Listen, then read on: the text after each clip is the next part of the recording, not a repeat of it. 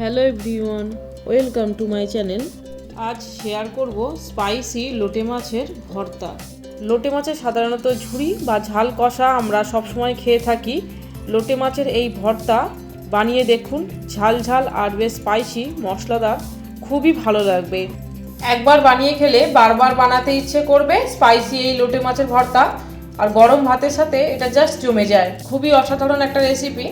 So আমি মধুমিতা শুরু করছি আজকের রেসিপি। 300 গ্রাম লইটা মাছ নিয়েছি। মাছগুলো একটু বড়, মোটা মোটা আর একটু লাল লাল দেখতে। মাছগুলো কেটে আর জলে ধুয়ে পরিষ্কার করে নিয়েছি। স্বাদ মতো নুন দিলাম, আমি 1/3 চামচ মতো দিলাম। আর অল্প হলুদ দিয়ে মাছগুলো ম্যারিনেট করে নেব।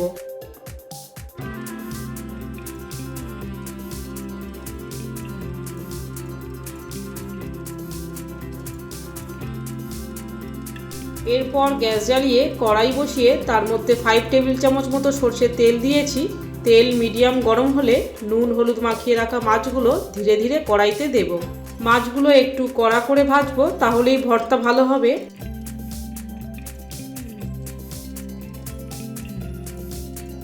মাছগুলোর একটা সাইড 5 মিনিট ভেজে নেওয়ার পর খুন্তি দিয়ে উল্টে দিচ্ছি। একটু কড়া করেই আমি ভেজে নিচ্ছি মাছগুলো লাল করে, তাহলে আগেই বলেছি যে ভর্তা খুব ভালো হবে। আর মাছগুলো উল্টানোর সময় একটু ভেঙে গেলে কোনো ক্ষতি নেই।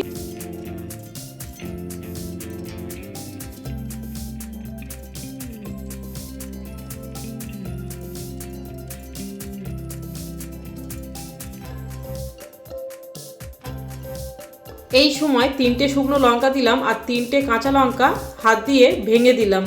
হাত দিয়ে ভেঙে দেবেন, তাহলে আর লঙ্কাগুলো ফেটে চারিদিকে ছিটকে যাওয়ার সম্ভাবনা নেই। মাছগুলো ভাজার সাথে শুকনো লঙ্কা আর কাঁচা লঙ্কাগুলোও ভেজে নেব।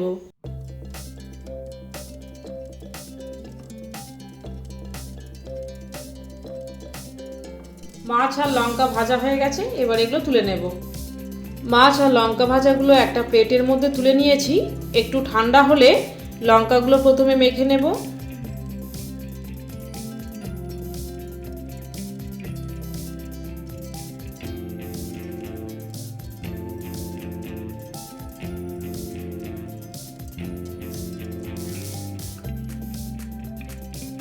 একটা পেঁয়াজ কোচানো দিলাম, পেঁয়াজটা একটু মিহি করে কোচানো।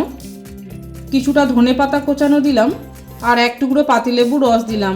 পাতিলেবুর রসটা অবশ্যই দেবেন, তাহলে কিন্তু খেতে খুব সুন্দর হবে, টক টক ঝাল ঝাল মশলাদার।